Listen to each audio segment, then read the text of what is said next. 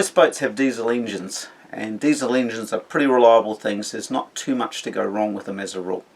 But if it is going to crap out on you, it's probably going to be fuel related. You've either picked up dirty fuel or you've run out of fuel. Either of those things will mean you have to rebleed the system, and there's a little bit to know in that. And unfortunately, when that happens, it normally happens in bad weather. It doesn't normally happen in good weather. You're normally motoring, trying to get out of 25 knots on the nose, and the boat's slamming all over the place, and it's stirring up all the crap in the bottom of your fuel tank. So I'll give you a quick rundown on how to rebleed a boat and get going again at sea, which isn't much fun. This particular yacht has got the whole fuel system in here, sort of a fuel locker with all our fuel filters. So we have a header tank, so the fuel comes out of the header tank, runs through these filters. There's 3 of these before it gets to the injector pump.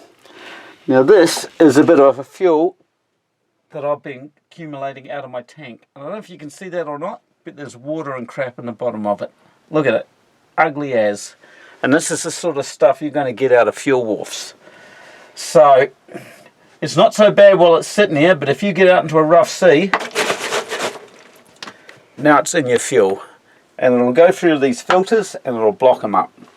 So if that happens, what you have to do is undo that bolt there, paste up an ice cream container or something underneath it, turn your fuel off, undo that bolt, the whole thing will drop out and fall apart.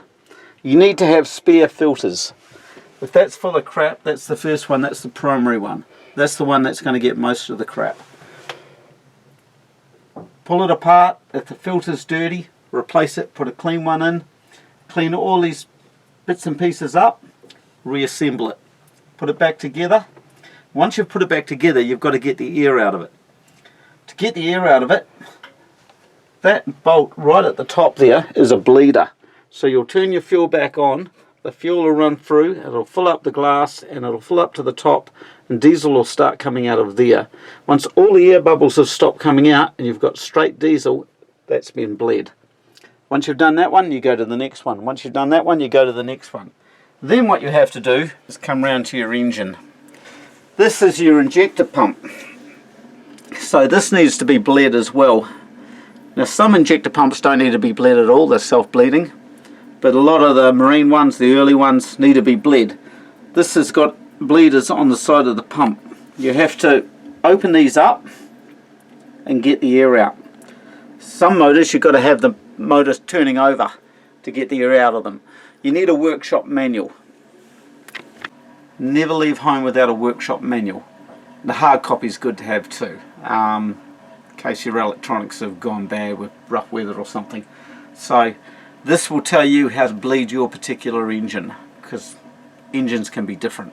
Okay, this is just a general rundown.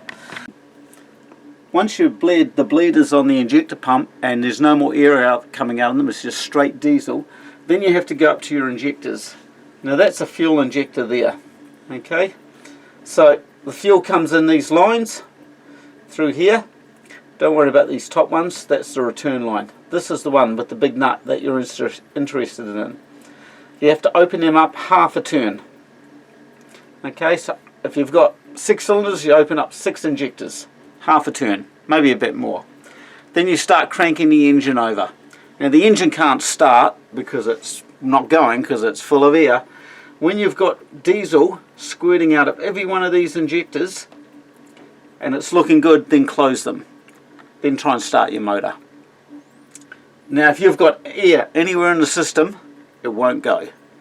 So if it doesn't go, start the process all over again. Try and get the air out. But you need straight diesel squirting, and it'll squirt quite well out of all of these. And once there's no more air coming out of them, you should be able to close them, you should be able to start up. So that's how to try and get your engine going again at sea. I've had people ring me in the middle of the night and ask me how to do it, you know, because they're in trouble and because they didn't know. And it's something you should know if you're going to go cruising on a boat. Okay, this particular boat, it's got a header tank. So it's got a diesel tank above the engine, and the engine is gravity fed with fuel. And in the bottom of my header tank, there's a tap.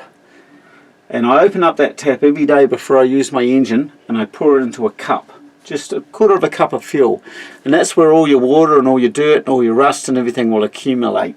So if your boat has got that facility, it's good to do that every day and get it out, and that will stop a lot of rubbish from getting to your first fuel filter.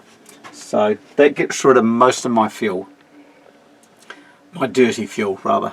We've been sailing around now for 30 years, living on a yacht for 30 years, doing all our own maintenance. I've sailed 30,000 miles, and I've spent the last 20 years doing maintenance on other people's boats. So I know a fair bit about keeping things going and how to, you know, make it all work. So this is just a bit of a YouTube channel on how we keep everything going on a boat if you want to go sailing. So that's us. So please subscribe.